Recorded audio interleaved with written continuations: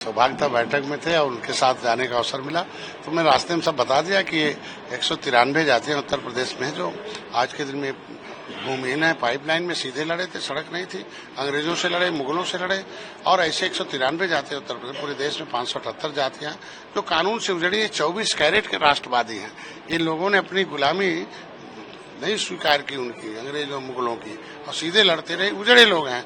इन्हें बसाने के लिए criminal tribes act inquiry committee 1949-50 लिखा हुआ 74 प्रकार की व्यवस्था दी जाए।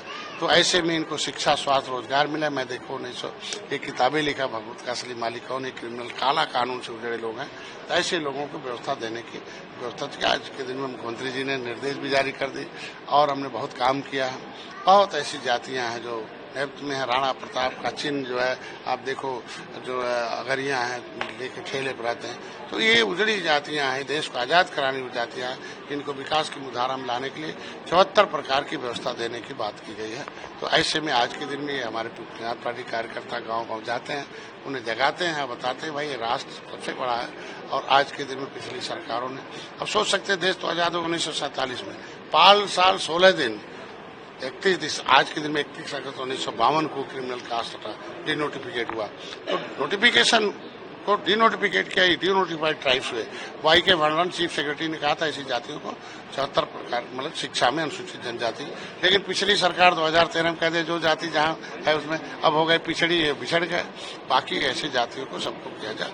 और आज के दिन में इनको व्यवस्था शिक्षा, स्वास्थ्य, रोजगार में देने का काम किया जाए और विकास में धारा में लाने की व्यवस्था हमारी सरकार करे। मैं मोदी जी को धन्यवाद दूंगा कि सर्वे करने का निर्देश दिया, माननीय योगी जी ने अब शुरू कर दिया है।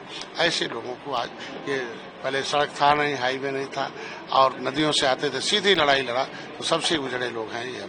आज ये कार्यकर्ता संकल्प लेने हैं और जाके गाँव-गाँव जगाएंगे और देश के राष्ट्र को निर्माण करने के लिए काम करेंगे। तो एक बड़ा अहम सवाल बनता है, अभी हाल ही में आपने भाजपा को लेकर के एक बात कही थी कि अगर एनडीए मुझसे संतुष्ट नहीं है तो मुझे अलग कर सकते। कुछ ऐसे लोग हैं, मगर मैंने कहा था अगर जो है लोग छोटे भैया नेता है जो नैया डुबा रहे हैं, जिनको कुछ पता ही नहीं है, जनजाति मतलब जो सब जानती हो कि दुश्मन कौन है, दोस्त कौन है, तो ऐसे लोगों को सुविधा मिले।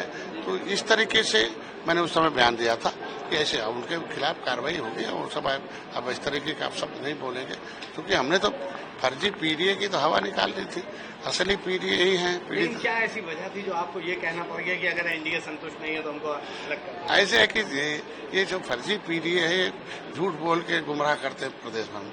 मैंने दिल्ली में ताल कटोरा मैदान में बड़ा सा अधिवेशन किया और देखो पूरे देश के निशान आ गए उसमें, और एक ताबका कायम हुआ उसमें, भैया भी गए, सब लोग गए, तो भाग से नहीं जा पाई भारतीय जनता पार्टी। तो मैंने तो एक जो भ्रम की स्थिति पैदा किया था विपक्ष ने, उसे चट्टान की तरह भारतीय जनता पार्टी के लिए हम लोग खड़े हो गए। असली पीडीए जो है बड़ी दुखी अपमान है।